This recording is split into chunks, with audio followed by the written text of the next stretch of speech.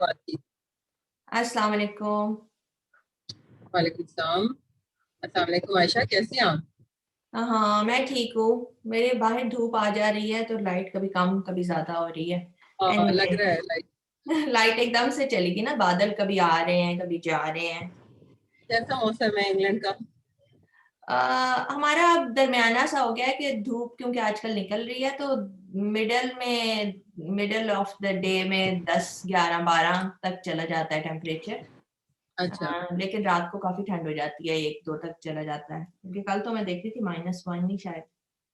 तो बस ठंडा ठंडा सा लाहौर ही। में तो गर्मी हुई हुई है, कल से काफी गर्मी हुई हुई थी।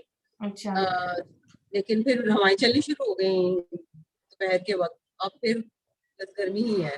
तो हम्म। लेकिन गर्मियों की अप्रैल में आमद तो आमद है। अप्रैल में तो काफी गर्मी आ जाती है ना लाहौर में। काफी गर्मी होती है, लेकिन इस दफा बहुत अच्छा प्लेजेंट है। कमरे तो भी, कमरों में इतनी गर्मी नहीं है। बाहर तो धूप में तो होती है। हम्म। तो और फिर आज क्या गुफ्तगू करेंगे हम? वो पिछली दफा जो आप बात कर रही थी वासिफ अली वासिफ की, दरगुजर करने वाली, और वो तो उस दिन गुफ्तगू और तरफ को चली गई। क्योंकि मेरी जॉब ऐसी है कि मैंने वो सेफ गार्डिंग का काफी ख्याल रखना होता है। तो मैं उस तरफ को गुफ्तगू चली गई ना कि किन बातों में आपने ऑफ कोर्स दरगुजर नहीं करना, एक्शन लेना है। हाँ। छोटी मोटी घर में तो बातें होती रहती हैं, लेकिन अगर वो फिजिकल वायलेंस तक बात चली जाती है, फिजिकल अब्यूज है, इमोशनल अब्यूज या सेक्सुअल अब्यूज है, तो उन उस तरह की चीजों में तो ऑफ कोर्स आप ये दरगुजर वगैरह का कॉन्सेप्ट इस्तेमाल उस वक्त नहीं कर सकते। बाद में जब वो आफ्टर ट्रॉमा, जब खुदा न खास्ता किसी को पोस्ट ट्रॉमेटिक स्ट्रेस डिसऑर्डर्स वगैरह हो जाए, तो फिर ये फॉरगिवनेस का कॉन्सेप्ट इस्तेमाल होता है। लेकिन मैं उसके बाद भी फिर सोचती रही इन इन मसाइल के बारे में, और थोड़ी मैंने रिसर्च की, कुछ यूट्यूब पर वीडियोस भी देखी, वो मैं नीचे लिंक्स डाल दूंगी। बड़े अच्छे लोगों ने जो है वो वीडियोस डाली हुई हैं फॉरगिवनेस के बारे में। उनसे मैंने भी कुछ नई नई बातें सीखी जो मुझे पहले नहीं पता थी। तो मैंने सोचा मैं आपको भी बताऊंगी और अपने व्यूअर्स को भी उनका थोड़ा सा जरूर। खुलासा बताती हूँ। हम्म, मैं बताऊं? हाँ, आप भी थोड़ा सा बताएं कि आपके ज़हन में उस दिन क्या था। तो मैंने तो गौर से, मैं दूसरी तरफ को मेरा दिमाग चला गया। आप किस तरह की बातों के बारे में बात कर रही थी? मैं तो जनरल हाउ घर में जो रूटीन की एक जिंदगी होती है, जिसमें आपको डिफिकल्ट लग रहा होता है बच्चों के साथ या शौहर के साथ या बहन भाई भी अगर हैं, तो किसी के साथ जो आपकी आम जिंदगी रोजमर्रा की जो बातें हैं, वो उतनी एक्सट्रीम वाली वाकई मेरे जहन में नहीं थी। लेकिन जब वो बात हो गई तो मुझे अच्छा लगा कि वो भी टॉपिक हमने टच कर लिया, क्योंकि वो भी हम्म। एक जरूरी होता है। लोगों के साथ होता है सच, क्योंकि हम जनरल लोगों को बता रहे हैं ये बात। तो वो भी एक टॉपिक हमने कर लिया, उसको भी देख लिया, वो भी अच्छी बात है। लेकिन स्टार्ट तो हमने हमारा ये था ना कि हम आपस में जो घर में जो लोग होते हैं, जो रहते हैं, हम्म। जो इतने वॉयलेंट भी नहीं होते, लेकिन लेकिन उनके साथ जो डील करना जो है वो उनमें हम्म। कैसे कि पता चल रहा है माहौल। और अगर थोड़ा सा वो जैसे तुमने समझाया कि अगर थोड़ा सा हो भी जाता है तो वो भी एक नॉर्मल बात है। कभी गुस्सा भी आ जाता है, कभी इंसान को दुख भी हो जाता है, लेकिन वो चलते रहना चाहिए आगे। वो उस पर स्टे नहीं करना चाहिए उस बात पे। हाँ, हाँ। मतलब कई कि बार हमने लोग उसमें उस बात पे रुकना नहीं चाहिए, हाँ, मुझे स्टक आगे हो बढ़ना जाते चाहिए। हैं। हाँ, स्टक नहीं होना चाहिए। हाँ, उसमें स्टक नहीं होना चाहिए। तो उसमें मुझे लगता है कि उसमें जिस तरह हम हिसाब जैसे पढ़ना शुरू करते हैं, मैथ्स की पढ़ाई होती है शुरू में, हमें कहते हैं कि भाई आपने ऐड करने हैं, जमा का प्रिंसिपल, आपने 2 + 2, वो आपको बीच में साइन लिख के भी दिखाते हैं कि ये प्रिंसिपल अप्लाई करना है, और या इस वक्त मल्टीप्लाई करना है छोटी क्लासों में। लेकिन जैसे बड़े होते जाते हैं तो वर्ड प्रॉब्लम्स आनी शुरू हो जाती हैं, जिसमें एक लंबा सा सवाल होता है और उसमें उन्होंने बताया नहीं होता कि आपने इसको मल्टीप्लाई करना है कि डिवाइड करना है, ये कौन सा कुलिया इसमें लगाना है। तो वो आपने खुद फिगर आउट करना होता है। तो इस तरह मुझे लगता है कि जिंदगी की प्रॉब्लम्स में भी जो घर के छोटे मोटे मसाइल हैं, इसमें फॉरगिवनेस, दरगुजर करना, फॉरबेरेंस, जो बर्दाश्त करना है, वो कुलिया आपने अप्लाई करना है। इसमें फॉरगिवनेस जो है वो थोड़ा सा आउट ऑफ द वे जाने वाली बात होती है। उसमें मुझे लगता है कि आपकी जो कम्युनिकेशन की स्किल्स हैं वो आपने उनके ऊपर काम करना है। और एक मैं इंट्रोड्यूस यहाँ पे कराऊंगी वर्ड, पता नहीं पाकिस्तान में लोग बहुत ज़्यादा उसको जानते हैं कि नहीं, एक है नॉन वायलेंट कम्युनिकेशन, जिसको अगर उर्दू में तर्जुमा करें तो वो कहेंगे गैर मुतशद्दद बातचीत, कि गुफ्तगू का तरीका जो है वो आपका ऐसा हो जिसके अंदर तशद्दुद ना हो, जिसके अंदर तो वो और दोनों वो पार्टियों ये कहना चाहिए कि जो जुबानी तशद्दुद ना हो, आपके लफ्ज ऐसे हों, लफ्जों की जो इंतखाब है सॉफ्ट प्यार वाले आराम वाले लफ्ज हों, ये कहना चाहिए। हाँ हाँ बिल्कुल, कि वो आप दूसरे की बात जब सुने भी तो भी उसमें तशद्दुद ना हो, और जब आप बात करें तो उसमें तशद्दुद ना हो। तो ये कॉन्सेप्ट लेके हम आगे चलते रहेंगे। इसके बारे में मैं क्योंकि काफ़ी पढ़ रही हूँ, मेरे पास कुछ बुक्स भी हैं, और ये काफ़ी ब्रॉड टॉपिक है, लेकिन इसका नाम जो है, अगर आप पहले इस पे हम थोड़ा सा गौर कर लें कि ये कैसे हो जाता है कि हमारी गुफ्तगू के तरीके इस तरह के बन गए हुए हैं कि हम जो है वो दूसरे को कई दफ़ा अल्फाज से बहुत ज़्यादा तकलीफ पहुंचा देते हैं, और कई दफ़ा हम दूसरे की बात सुनते इस तरह से हैं कि हमें बहुत ज़्यादा तकलीफ पहुंच जाती है। तो उसमें हमें क्या करना चाहिए? उसमें वो ये सुनने वाली बात जो आप उस दिन कर रही थी कि बुरा लगता है कोई बच्चा जब बदतमीज़ी से बात करता है, लेकिन उसमें अगर हम ये सोचने की कोशिश करें कि ये इस वक़्त कौन-सी नीड अपनी डिस्प्ले कर रहा है, इस एक्शन के पीछे क्या नीड है उसकी, कि वो उसको असल में वो बात सही तरह से करने का तरीका नहीं आता।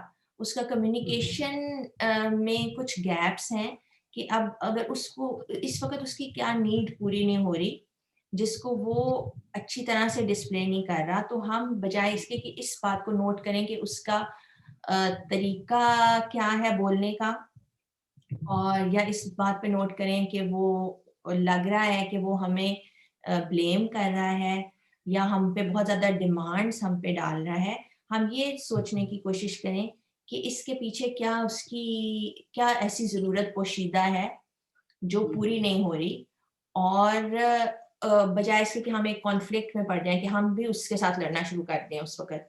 ख़ास तौर पे ये बच्चों, माँ-बाप और बच्चों में ये काफ़ी ज़्यादा होती है, मियाँ-बीवी में भी होती है कई दफ़ा, कि अगर कोई आपके साथ कई किसी दफ़ा बुरी तरह से बात करे, तो आप ये देखने की कोशिश करें कि इसके पीछे इस एक्शन के पीछे नीड क्या है?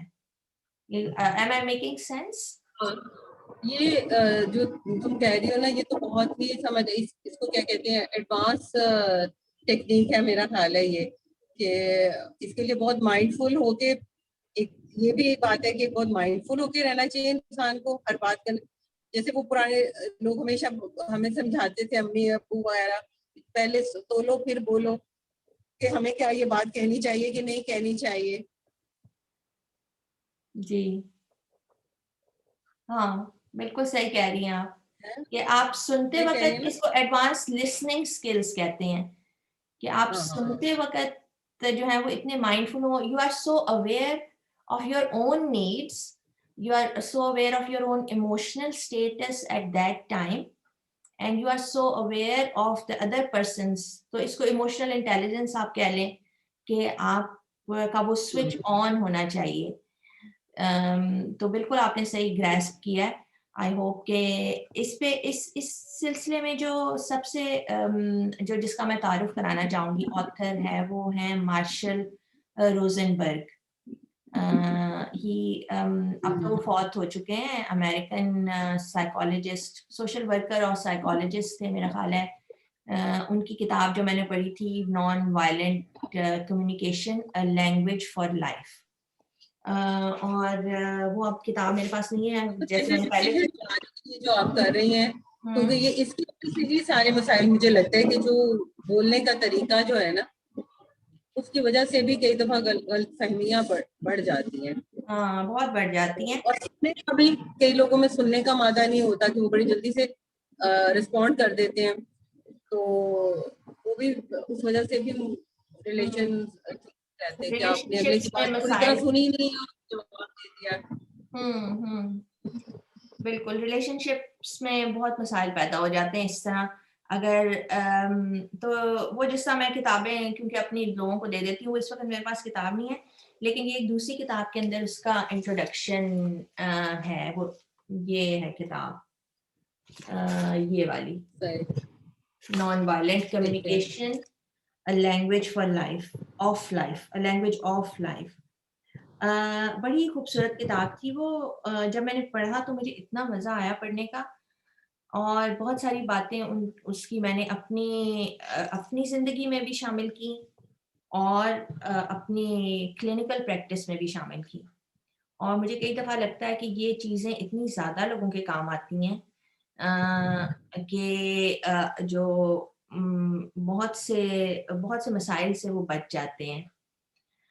तो इनके बारे में और भी बात करते स्थिति रहेंगे। बेहतर हो जाती है तो आप सोच समझ के बात करते हैं, सोच समझ के रिस्पॉन्स देते हैं, तो वो एक तो बंदा उसमें इंसान जो है वो थोड़ा सा मसरूफ भी हो जाता है ना, दिमागी तौर पे भी आप बिजी हो जाते हैं, बजाय इसके कि आप बिल्कुल माइंडलेसली कोई बात का फौरी तौर से जवाब दे दें या कुछ बोल दें या किसी को सुने ना सही तरह से।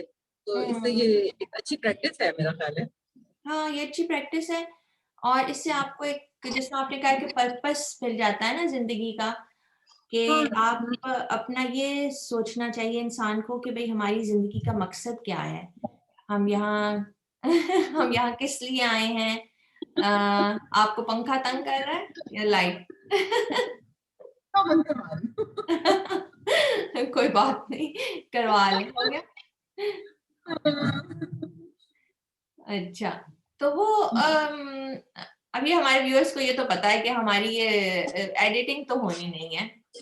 हाँ, तो तो एज़ इट क्योंकि इज़ अगर एडिटिंग में पड़ गए तो फिर तो वीडियो वीडियो पोस्ट नहीं हो पाएगी। इसलिए हमें ऐसे ही बर्दाश्त करना पड़ेगा कि किसी ने हमारी बात सुननी है तो। मैं सीखने की कोशिश कर रही हूँ लेकिन टाइम ही नहीं होता यार।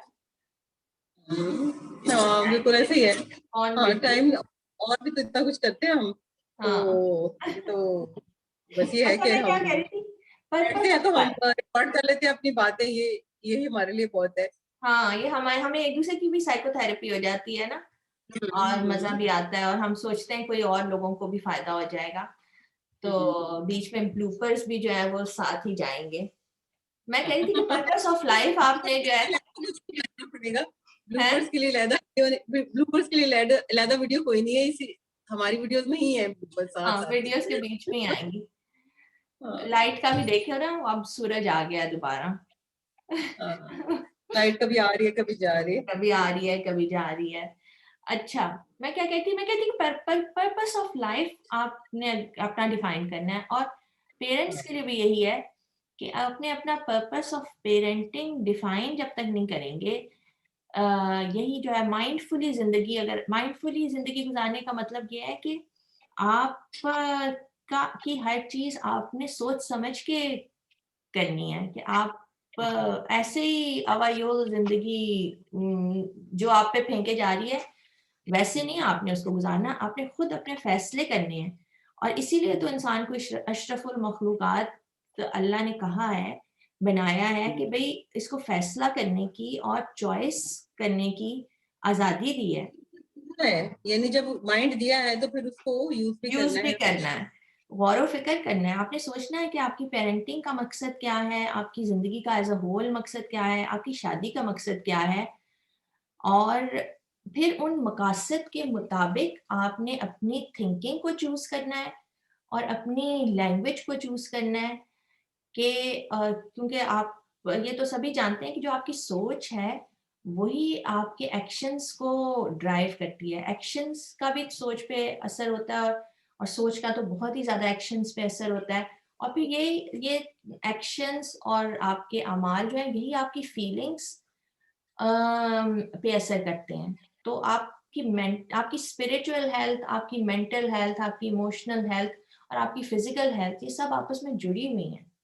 तो जब आप अपना फैसला करेंगे, कॉन्शियसली फैसला करेंगे कि भई मैंने किस तरह से सोचना है, उसकी बेस क्या होगी। अब हमारे लिए ये बड़ी आसानी है, अल्लाह का इतना करम है कि हम मुसलमान घराने में पैदा हुए हैं, और हमारे माँ-बाप ने, हमारे बड़ों ने, जो हमारे ख़ानदान हैं, उनमें ये वैल्यूज क्योंकि बहुत सी वो पहले से थी, तो जब हम वो पढ़ते हैं तो हम कुरान शरीफ पढ़ते हैं, वो ये तो अम्मी कहती थी, ये तो नाना अब्बू ऐसे कहते थे, और ये तो हमारे पे अल्लाह का करम है कि हमें बहुत आसानी है कि हम हमारा मकसद पहले से वेल डिफाइंड है।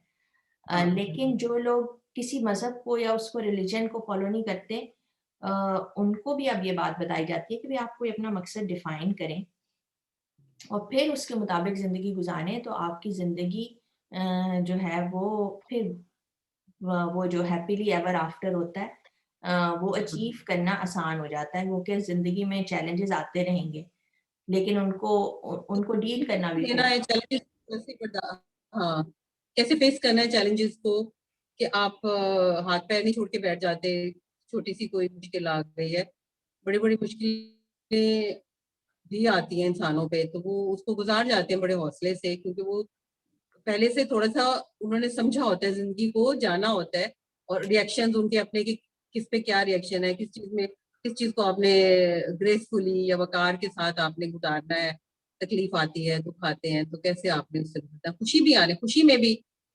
आपने कैसे रिएक्ट करना है, वो भी एक तरीका बिल्कुल, होता है। और बिल्कुल। इस तरह गम का भी एक अपना अपना ये प्रोटोकॉल होता है हर चीज का। तो वो अगर आप पहले से जिंदगी में सीखे हुए हैं, आपकी तरबियत, तालीम व तरबियत, इसलिए तो कहते हैं कि शुरू से खानदानों में, घरों में पेरेंट्स, आपके ग्रैंड पेरेंट्स और रिश्तेदार आपको समझा रहे होते हैं, तो आप वो तरीका देखते देखते बड़े हुए होते हैं। तो फिर जब भी कोई ऐसे मसले आते हैं या जिंदगी आपको कुछ भी ऑफर करती है, खुशियां हैं, गम है, परेशानियां हैं, तो वो तो होता ही है, वो तो हर किसी की जिंदगी में है। तो वो आसान हो जाती है जिंदगी फिर गुजारना, बहुत बहुत बंदा एट ईज रहता है। हम्म। तो तो ये मैं आजकल आती है सोच रही हूँ।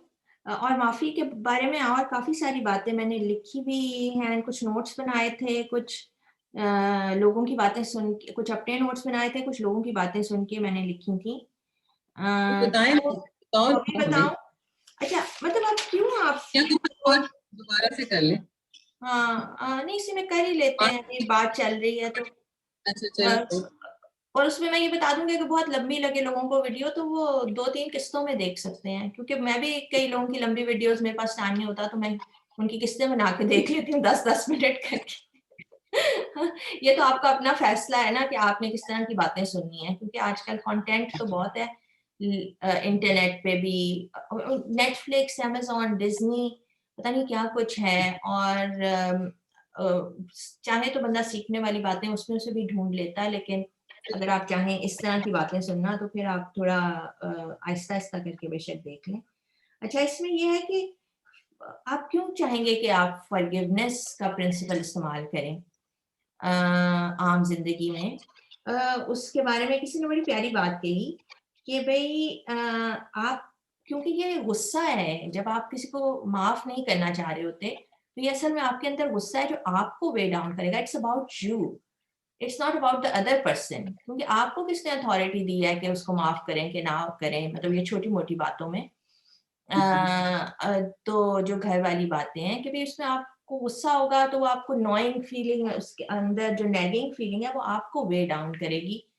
तो आप हम्म, खुश नहीं रहेंगे, आप, तो ये आपका फैसला है, अपने बारे में है, ये दूसरे बारे में नहीं है। तो दूसरा तो आपको क्या है कि कुछ चला गया, मतलब जिस तरह घरों में लड़ाइयाँ होती हैं, ससुरालों हाँ में बहुत होती हैं। समझ की बात है। हाँ, तो हाँ, वो कोई और या कोई दूर पार के रिश्तेदार होते हैं, वो आके कुछ कह के वो तो चले गए खुश अपने।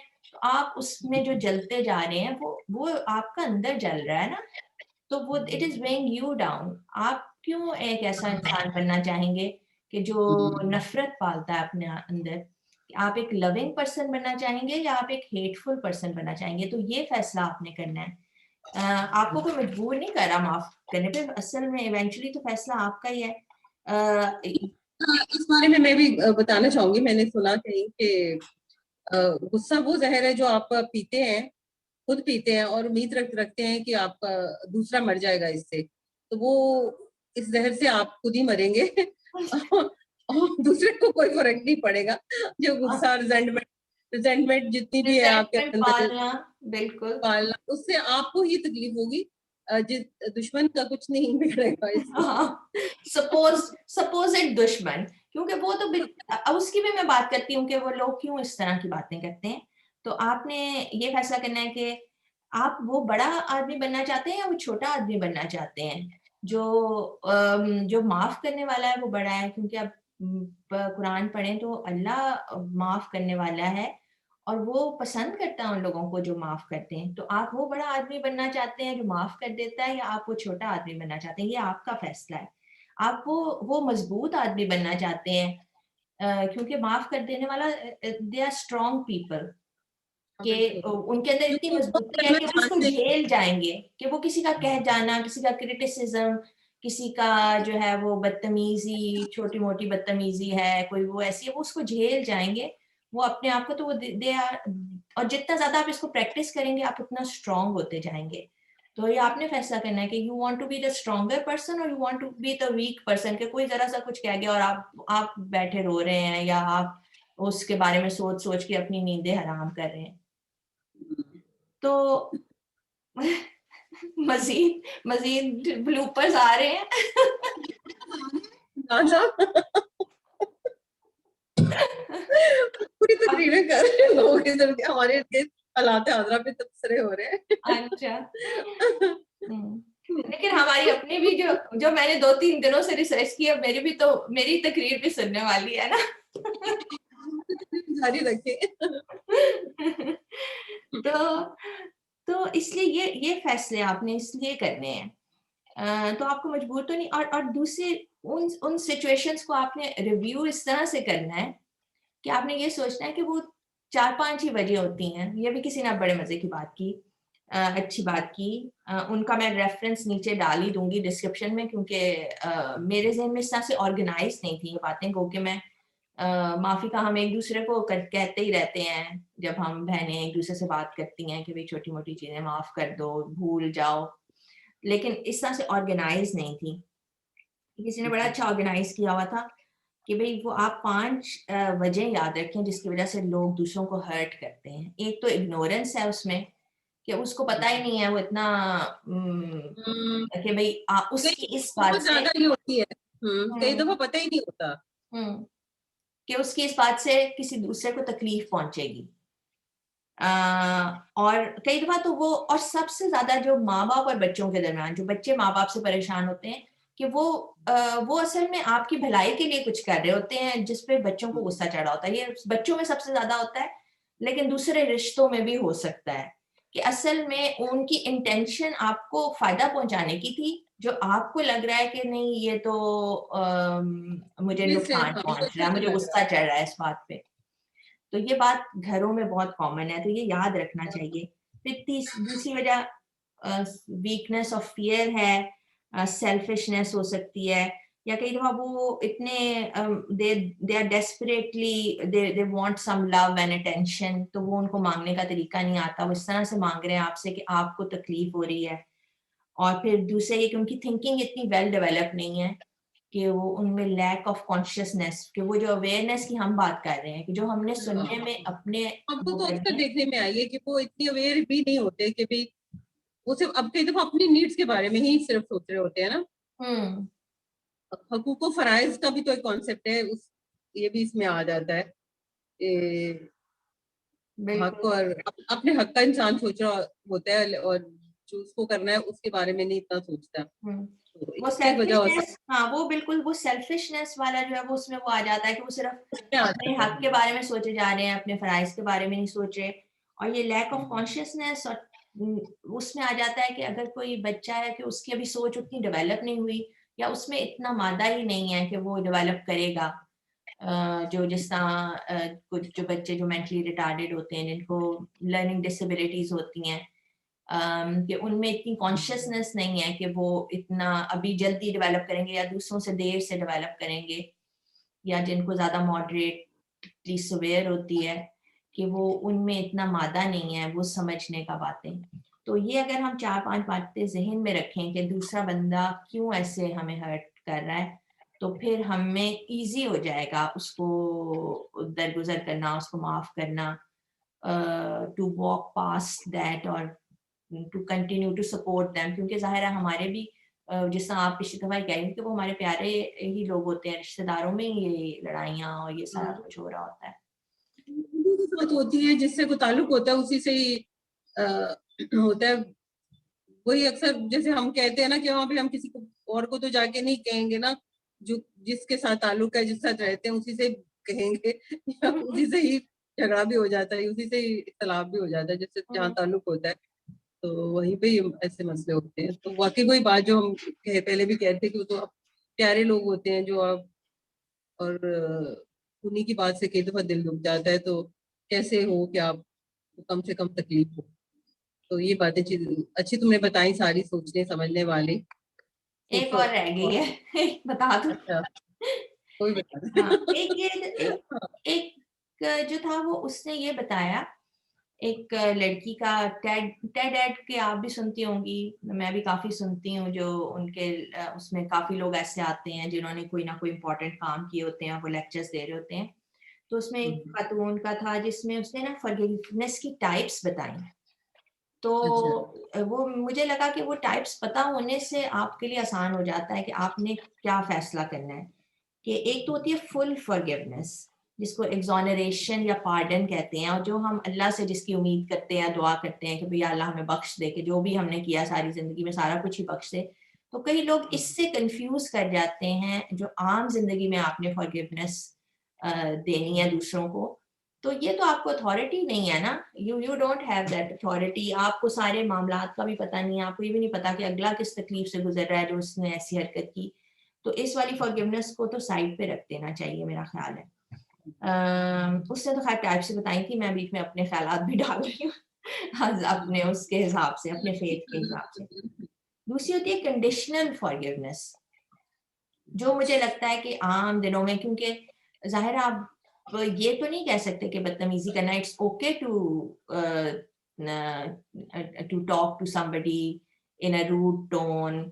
बच्चों को खास तौर पे आप ये तो नहीं कह सकते कि इट्स ओके भाई तुम इस तरह से बात कर रहे हो, इसी तरह ही बात करते जाओ तो ठीक है, ये भी नहीं आप कह सकते। आप उनको बताते हैं कि भाई इस वक्त ठीक है, मैं इस बात को I am letting it go for the moment, लेकिन आप जब इस तरह से बात करते हैं तो मुझे तकलीफ होती है, माई फीलिंग्स गेट हर्ट। या और भी जिस भी रिश्तेदार के साथ आपका इस तरह का मामला हो गया है, कोई क्रिटिसिज्म करता है बहुत ज्यादा, तो आपने अपनी नीड्स उनको बतानी कि आपकी कौन सी नीड्स हर्ट हो रही हैं। आप उनको बताते हैं कि देखिए जब आप मेरे से इस तरह बात करते हैं, मुझे तकलीफ होती है, मुझे बुरा लगता है, प्लीज इस तरह से ना करें। और अगर वो फिर नहीं करते तो वो फिर आप ज़ाहिर है बेहतर होता जाता है, कभी कभार फिर ज़ाहिर है सेटबैक्स तो आते ही हैं, लेकिन ये कंडीशनल फॉरगिवनेस होती है। फिर इसी तरह एक फॉल्स फॉरगिवनेस होती है कि हम अपने दिल में से तो गुस्सा और रिजेंटमेंट और वो हम उसको भूलते नहीं है कि मैंने इसको माफ नहीं करना, और जो है वो उसकी जजमेंट भी कर लेते हैं कि भाई ये बहुत बुरा आदमी है, इसके बिल्कुल आइंदा मैंने, लेकिन ऊपर ऊपर से कई तो मजबूरियां भी होती हैं इसमें कि ऊपर ऊपर से हमें करना पड़ता है, ज़ाहिर है खानदानों में आपको यू हैव टू बी। तो इससे बचना चाहिए मेरा ख्याल है। ये जो फॉल्स फॉरगिवनेस है जिसमें आप हेट और रिजेंटमेंट अंदर दिल के रखते हैं, लेकिन ऊपर से आपको उनको वो आप उसको मसले को हल नहीं कर पाते। और इस मसले को हल करने के लिए ज़रूरी है कि आप नॉन वायलेंट कम्युनिकेशन को लर्न करने की कोशिश करें। उसके बाद मैं मज़ीद भी बताती रहूँगी कि वो किस तरह है, क्योंकि वो अभी किताब तो मैंने बता दी है, लेकिन ज़ाहिर है वो पूरा एक जो है ना उसके लिए अलग से तफसीलन ये दिन आप समझाएं हमें। हाँ, नहीं वो एक प्रोग्राम में समझने वाली बात नहीं है, because it's a way of life. तो वो मैं हाँ, आहिस्ता-आहिस्ता इस तरह बताती रहूँगी। अभी आज मैंने उसका इंट्रोडक्शन दिया है कि this is the way of, ये लैंग्वेज है जो हमें चूज़ करनी है। तो फिर मैं आहिस्ता-आहिस्ता आपको बीच-बीच में बताती रहूँगी। और चौथी जो टाइप थी फॉरगिवनेस की, वो ये है अनफॉरगिवनेस। कुछ बातें ऐसी होती हैं जो माफ़ की जा ही नहीं सकती। इंसानी लेवल पे बहुत मुश्किल है। अल्लाह तो ख़ैर सब कुछ माफ़ कर देने वाला है। उसमें वो चीज़ें हैं जो जिनकी पिछली दफ़ा भी मैंने बात की थी कि अब्यूज़ सिचुएशंस जो हैं, तो उसमें जो आप यूज़ करते हैं वो है रिलीज़ का फिनोमेनन।